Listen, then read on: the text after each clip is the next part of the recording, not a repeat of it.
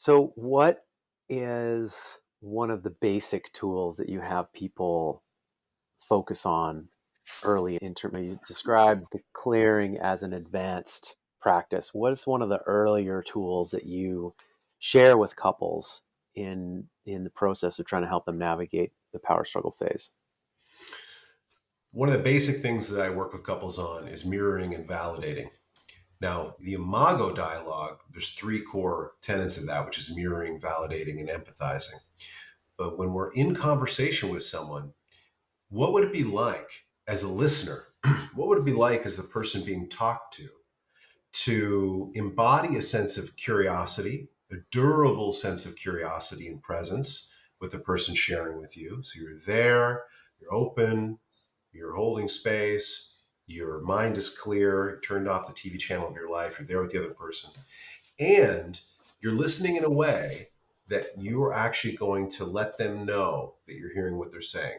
And not with God, but with, okay, so what I hear you saying is, so what I'll have couples do is I'll slow things right down to a snail's pace. So they say, okay, well, if I heard what you're saying accurately, I heard you say this. And then they ask, did I get that? They check for accuracy to confirm that that's true. Okay, so now we got some attunement. I'm getting what you're saying. Okay, is there more about that? Now, with sincerity, curiosity, is there more about that? Even if it's a complaint about me. You hate when I do this. You're so pissed. You're so frustrated. You're so hurt. Okay, all right. I want to be with you. I want to understand this. Is there more? Now, you might also ask, is there more when a partner is sharing appreciation or they're sharing positive statements with you?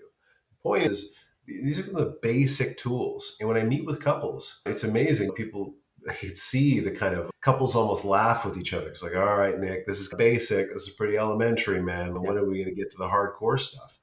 But what they don't get is this is where they go off the rails. This is Yes. where I get emails at 2 a.m. because the conversation exploded and now they're fighting again and they want to tear each other's hair out. But if they were practicing mirroring, validating, empathizing, if they were practicing staying present, being unreactive, not taking things personally, and demonstrating understanding, things wouldn't escalate to the places that they escalate to.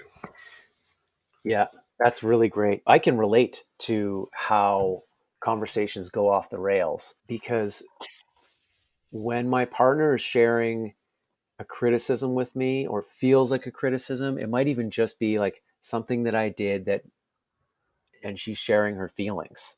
Like she's doing this in a great way. She's not throwing criticism at me, but I feel like I fucked up. I don't want to hang out in that space. I don't want to ask her, is there more about that? Tell me more about that. I'm uncomfortable. I'm uncomfortable and I want to avoid that situation. I want to avoid that reality. And so I may shut down. I may get defensive. I may try to prove to her that my intentions were good and that she just misunderstood me. And I may even try to change her feelings about it. Oh, don't feel this way. You should be feeling this way. Or your feelings aren't justified because there have been hundreds of arguments in my relationship and my previous relationships that occurred because of that thing going on. So I Ben, in that personal example that you're giving, I just want to, you said you're uncomfortable hanging out in that space where your yeah, woman might be critical of you, you're in the wrong. And I would actually use another word. I would say it's painful. There's actually yeah, pain. yeah, There's psychological pain. Maybe you feel it physically. There's emotional pain there for you in that moment. And I think I certainly can relate to that. I think yeah. everybody listening could relate to being in that position. But pain is actually the thing that motivates you then to become defensive.